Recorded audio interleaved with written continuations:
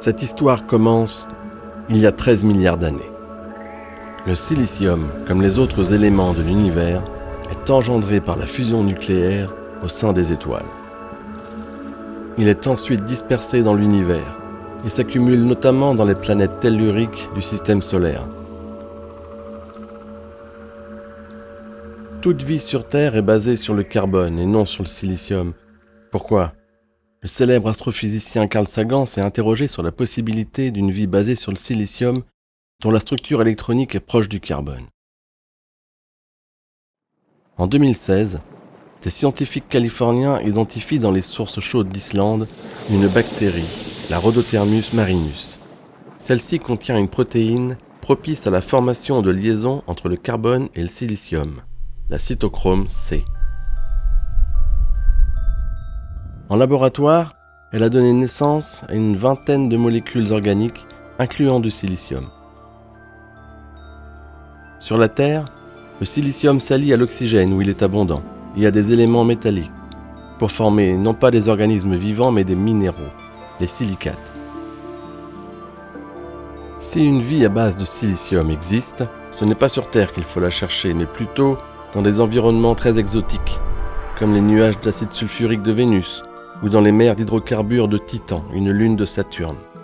Est-ce que cela veut dire que le silicium n'est pas utile à la vie sur Terre ? Pas du tout. Les eaux de pluie chargées en gaz carbonique attaquent les minéraux silicatés. Cette réaction produit de l'acide silicique, aussi appelé silice dissoute, absorbable par les organismes vivants. De fait, la plupart des organismes vivants sur notre planète contiennent de la silice.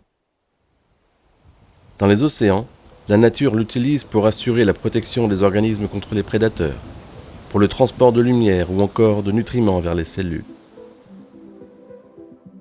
En 2021, des chercheurs de l'Institut universitaire européen de la mer se focalisent sur 3 types d'organismes siliceux qui jouent un rôle clé dans le cycle marin du silicium.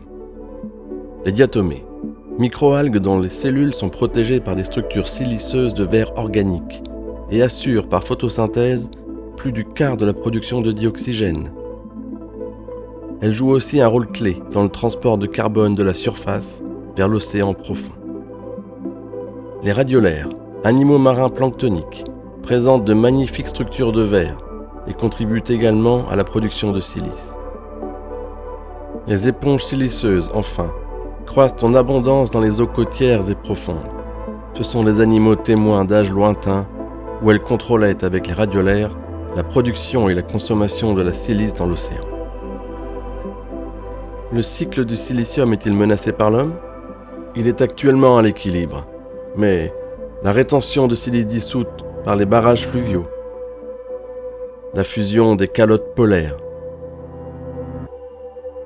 le réchauffement des eaux de surface et leur acidification pourraient profondément le modifier et diminuer la contribution des diatomées à la pompe biologique de carbone et donc le contrôle de l'océan sur l'équilibre climatique de la planète Terre.